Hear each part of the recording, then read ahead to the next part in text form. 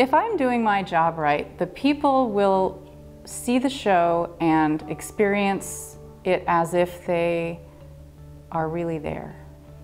So if I'm designing lights, I want them to disappear. I really want just the set and the actors to become real people and the audience to be a part of that world. So if they can suspend their disbelief and not see, you know, lighting and sets and set changes and all of those things, and they can just get into it, then I've done my job.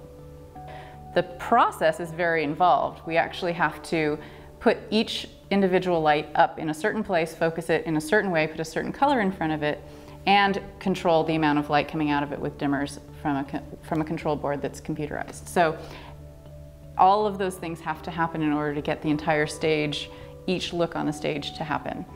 So my job is to come in and actually know the space, know the set, know where I can hang lights that will cover each area of the set, and then pick my colors based on the mood and the concept of the director for the show, and then at the rehearsal process come in and write the cues. So like adjust the levels of each light to look a certain way, like moody and shadowy, or really bright and happy, or whatever we're going for in that scene. And then program the board to be able to do that for every show the same way. The last show that I did in here was Beyond Therapy, and there was a cue that happened by accident, and it was this fabulous blackout that happened but left the actors in silhouette in this frozen tableau, and they were just so dramatic, and the music came in and there was this tableau frozen scene, and I was like, oh, that's beautiful, I'm so glad we made that mistake, we have to keep that. So we ended up writing that in and keeping that, and it's not always by accident that these things happen, you know, but that was the most recent one, and that was the one I just thought of. Designing a black box is in a lot of ways easier because you have oftentimes a black wall and a black side walls, black back wall, often a black floor. And so what you have in that space is almost everything floats, and you have the ability to almost have your stage levitate. On a large scale stage where you have a big expanse and a huge audience and, you know, fly loft and wings and things flying in and out, the experience is different in that you have to really keep in mind all of the different areas you're trying to cover at once, and often there's a lot of things going on at once. So it's a totally different, it's not as intimate. The nice thing about a black box is you feel like you're there, you're in it with them, like you're practically right in the room with the actors. That's, I think, part of why Actors Theater is so wonderful, is that you feel these actors, you feel this show, you are in the room.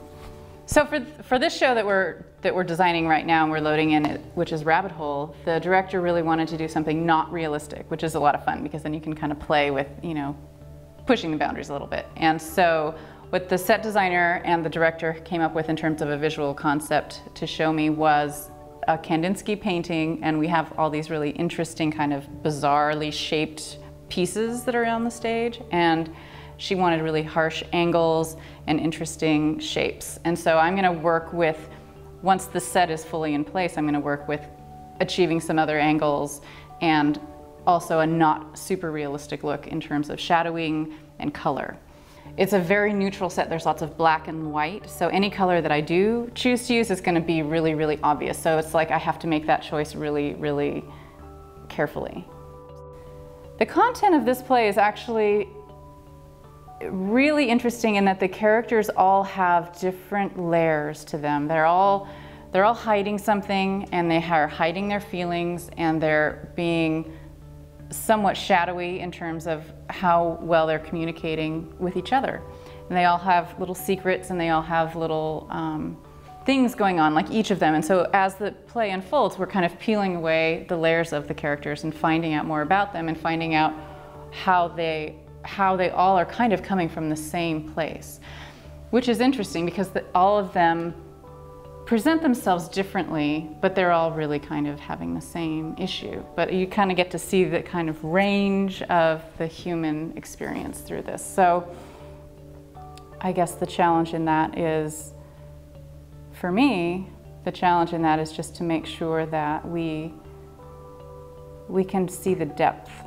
So, you know, visually, how do I interpret depth? Well, I think I might have, you know, some shadowing going on and possibly some layering in terms of color and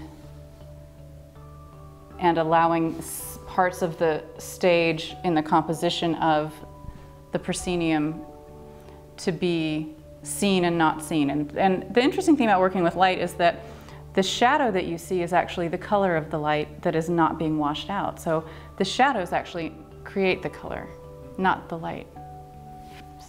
So what color are the shadows in this show? Come and see.